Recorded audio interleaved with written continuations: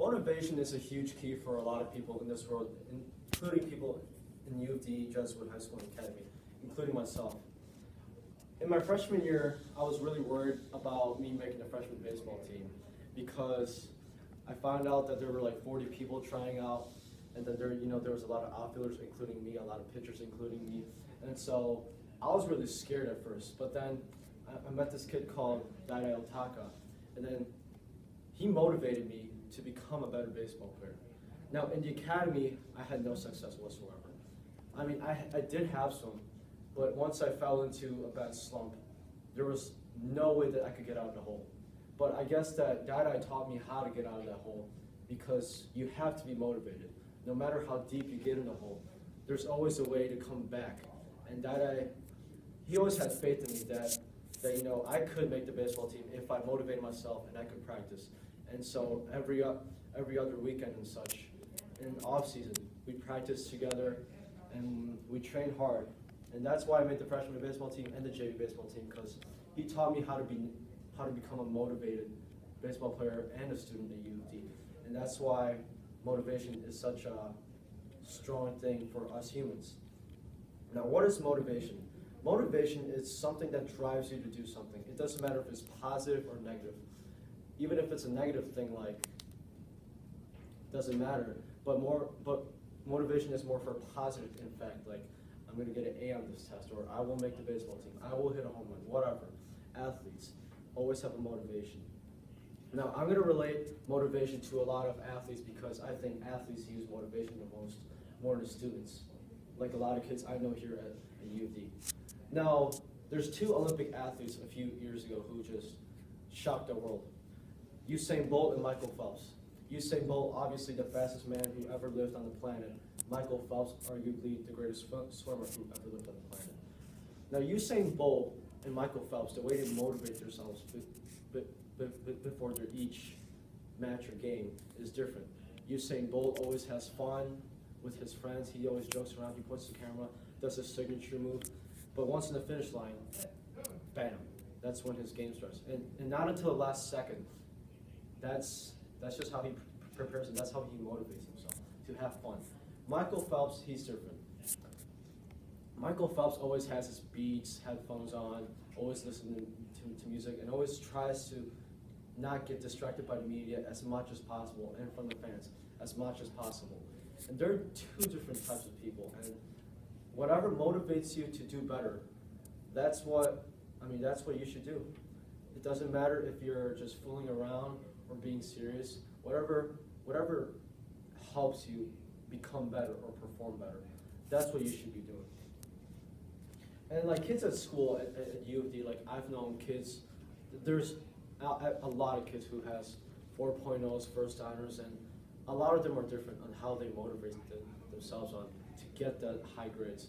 Some kids, one of a qualifier for a valedictorian, whenever he studies, it's like 24/7. Whenever I see him at school, he's never playing his games on his computers. He always has his phone away after school so that he doesn't get distracted, and he's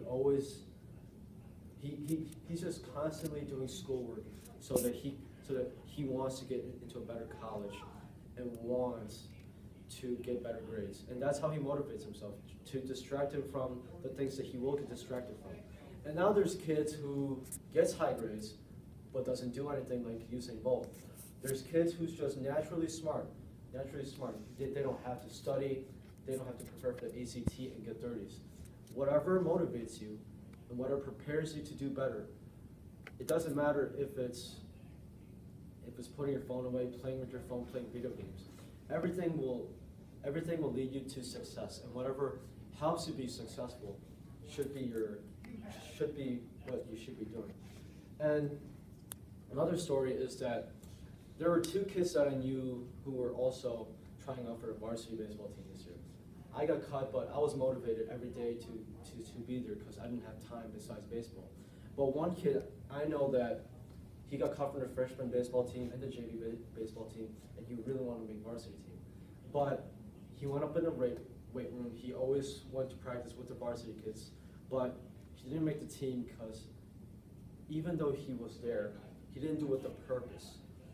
And whenever he lifted weights, when coach told us to do 10 reps, he only did 2 reps or 3 reps because he wasn't motivated to become better. And that's why he really hasn't developed his skills throughout his 3 years at U of D. Now another kid, totally different from the lazy kid who wasn't motivated. He always had a personal problem. He always looked sad at school. He played another sport, but whenever I saw him in the weight room, he always had his music on. He never talked to anyone. 10 reps, up to 20 reps. He was always motivated, and he wanted to do better because he wanted to do it not just for himself, but for his family too. And that's what really separates motivation from a successful person making a varsity team and a not successful person not making the varsity team. And then motivation, not only can that lead to a lot of confidence, but it could lead to success. Motivation, how I felt was that Daidai Otaka helped me motivate that I should become a better player.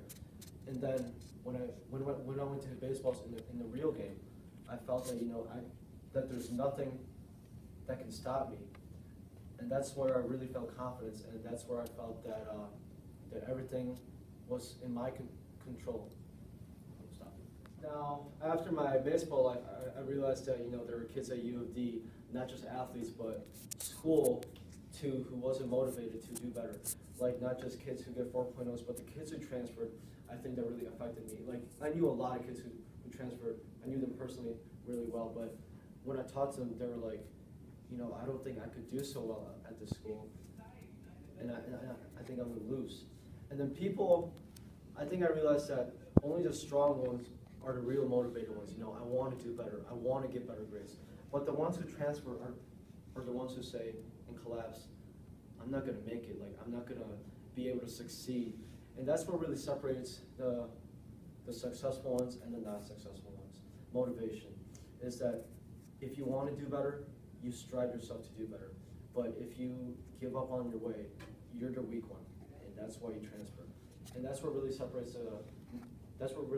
people who succeed in life, whether it's athletes or students. Motivation, because that's what leads you to do better, whatever it may be. If you want to pursue money, and then that's the only thing you want to do, like Floyd Mayweather, that's okay because that's what he does and that's how he wants to be successful. If you just want to be good at a job or just get good grades, like a lot of valedictorians here, that's fine because that's just what you want to do. If you want to be on a varsity sport for 3 different clubs, and if you were motivated to do that, it's very possible because motivation can help you from 0 to 100.